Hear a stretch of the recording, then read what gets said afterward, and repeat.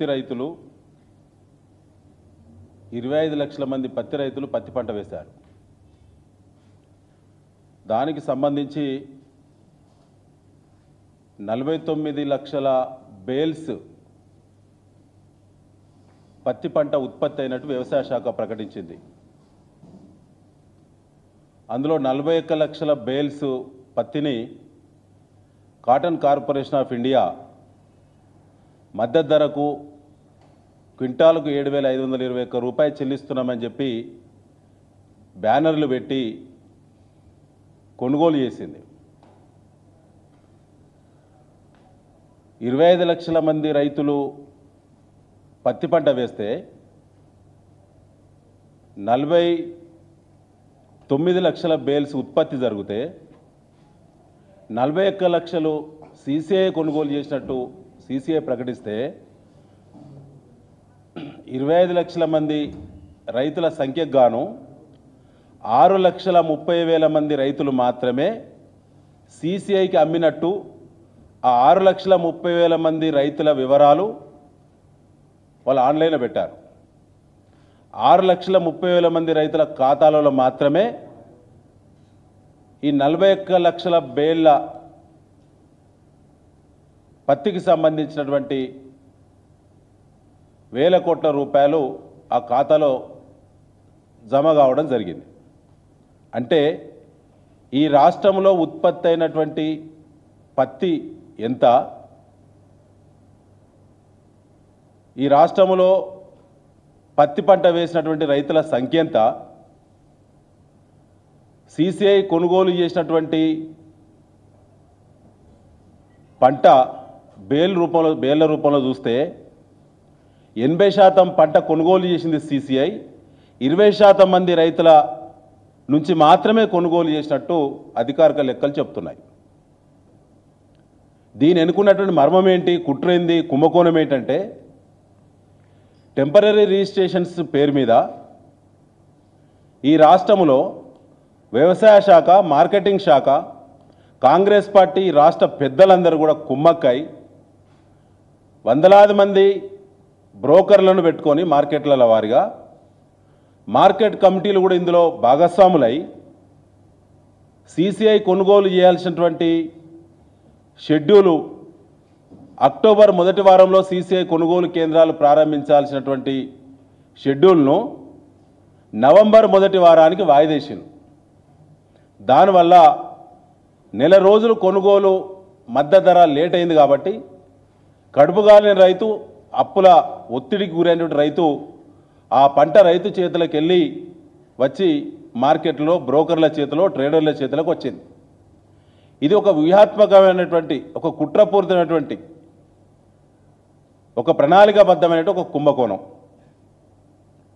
దీపావళి సందర్భంగా ఈ రాష్ట్రంలో ఉన్నటువంటి ప్రధాన ట్రేడర్సు,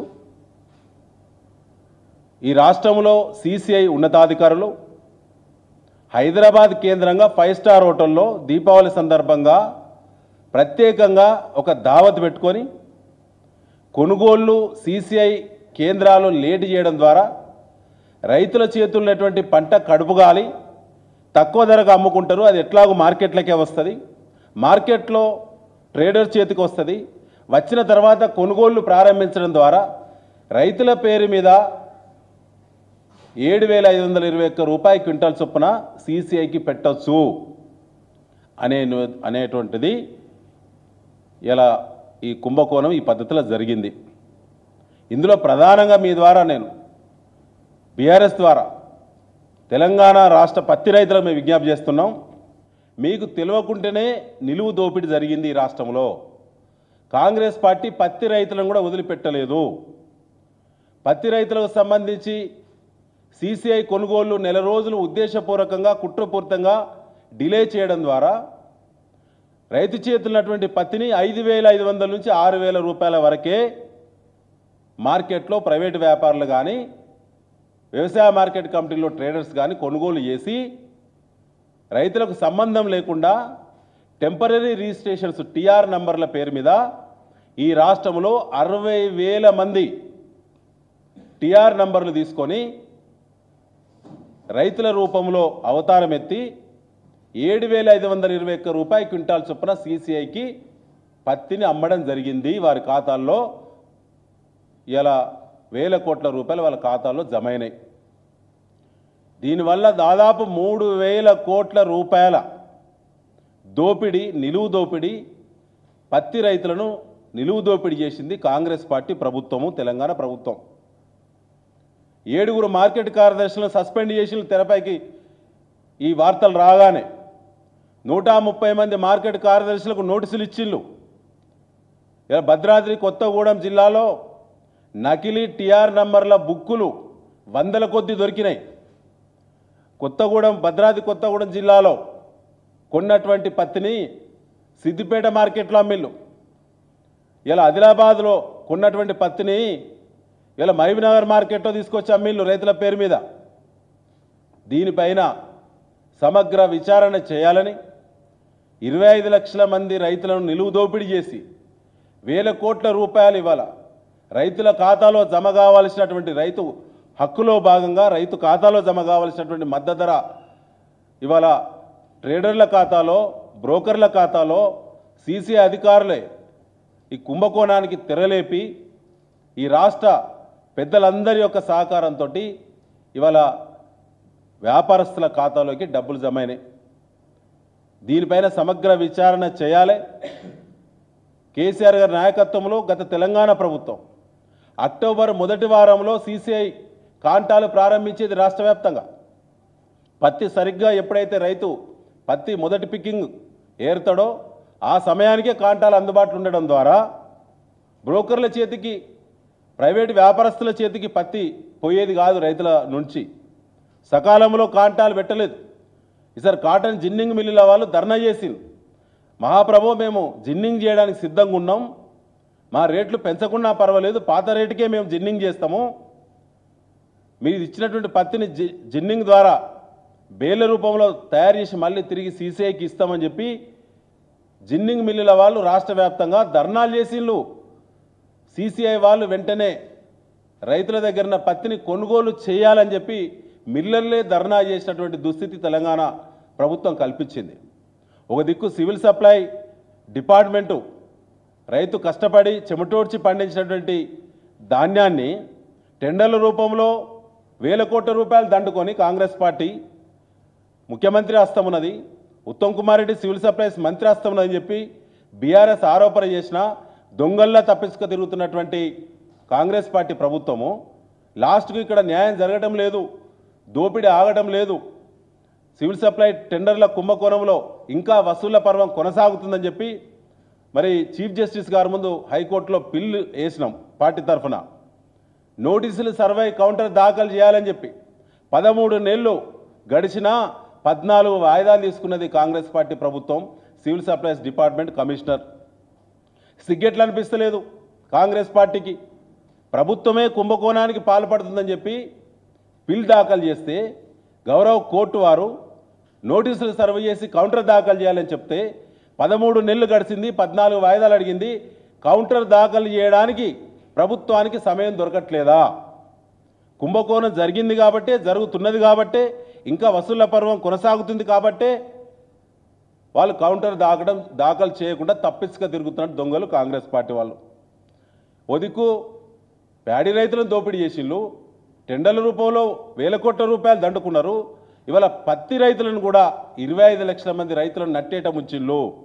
ఇవాళ 5,500 రూపాయలకు అమ్ముకునే దుస్థితి రాష్ట్రంలో కల్పించింది కాంగ్రెస్ పార్టీ. పత్తి రైతుకు 7,521 రూపాయలకు బ్రోకర్లు, ట్రేడర్లు రైతుల అవతారం ఎత్తి మార్కెట్ కార్యదర్శుల యొక్క వారితో ధృవీకరణ తీసుకొని టీఆర్ నంబర్లు 60,000 అక్రమ ఖాతాలు ఓపెన్ చేసి సీసీఐకి మరి మద్దతు ధరకు అమ్ముకుంటే ఇవాళ 5,500 రూపాయల రైతు అమ్ముకున్న ధర ఎక్కడ? ఇలా బ్రోకర్లు, ట్రేడర్లు, సీసీ అధికారులు కుమ్మక్కై కేంద్ర ప్రభుత్వం నుంచి వచ్చే మద్దతు ధర డబ్బు 7,521 రూపాయలు క్లెయిమ్ చేస్తే ఎంత వేరియేషన్ ఉందో ఒకసారి మీరు చూడండి. 2,000 రూపాయలు ఒక క్వింటాల్ మీద ఈ రాష్ట్రంలో 2,000 రూపాయలు ఒక క్వింటాల్ మీద దోపిడీ జరిగింది. అట్లా 3,000 పైచిలుకు కోట్ల దోపిడీ జరిగింది. ఈ చెల్లింపులన్నీ కూడా ఓపీఎంఎస్ విధానం ద్వారా ఆన్లైన్ ప్రొక్యూర్మెంట్ మేనేజ్మెంట్ సిస్టమ్ ద్వారా ఈ చెల్లింపులన్నీ కూడా రైతుల ముసుగేసుకున్నటువంటి దోపిడీదారుల ఖాతాలకు వచ్చినాయి. సీసీ అధికారుల కనసైగల మేరకు కనసన్నల్లో వ్యాపారం చేసిన వ్యాపారస్తుల ఖాతాలోకి వచ్చినాయి. దీనికి ఇలా 7 మార్కెట్ కార్యదర్శులకు సస్పెన్షనే ఉదాహరణ. అదే సాక్ష్యము ఇలా 130 మార్కెట్ల కార్యదర్శులకు ఇచ్చినటువంటి షోకాజ్ నోటీసులే దీనికి సరైనటువంటి సాక్ష్యము.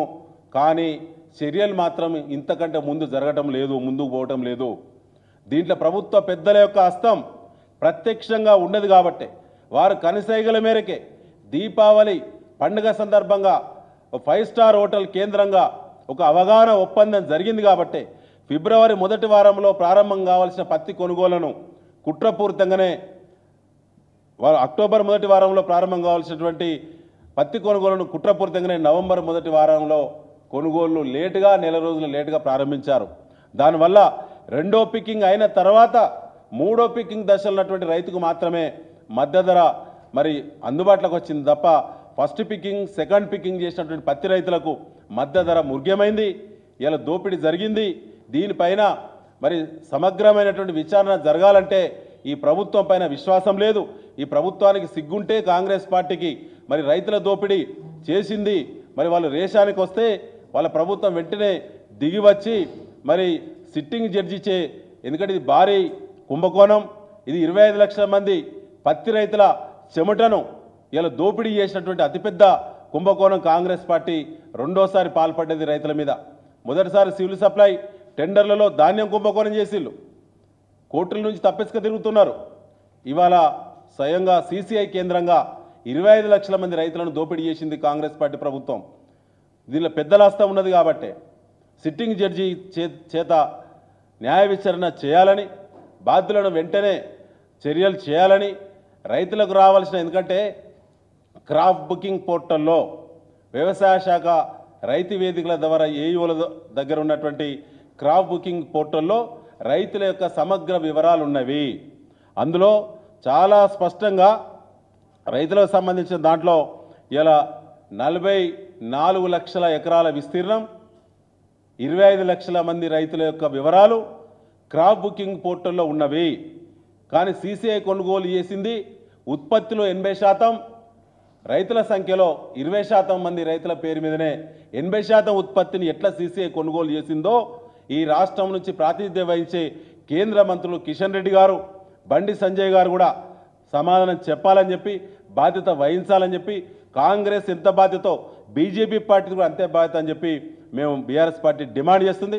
దీనిపైన వెంటనే విచారణ జరగకుంటే సీసీఐ మరి రీజనల్ ఆఫీసును, సీసీఐ జనరల్ మేనేజర్ ఆఫీసులను బీఆర్ఎస్ పార్టీ ఆధ్వర్యంలో రైతులు పెద్ద ఎత్తున మరి ముట్టడి చేస్తారు, నిరసనలు చేస్తారని చెప్పి ఈ సందర్భంగా మేము డిమాండ్ చేస్తా ఉన్నాం. Thank you.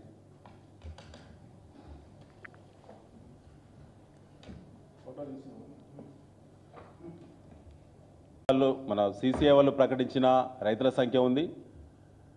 సీసీఐ వాళ్ళు ప్రకటించిన ఎంత కొనుగోలు చేసిన క్వాంటిటీ వివరాలు ఉన్నాయి.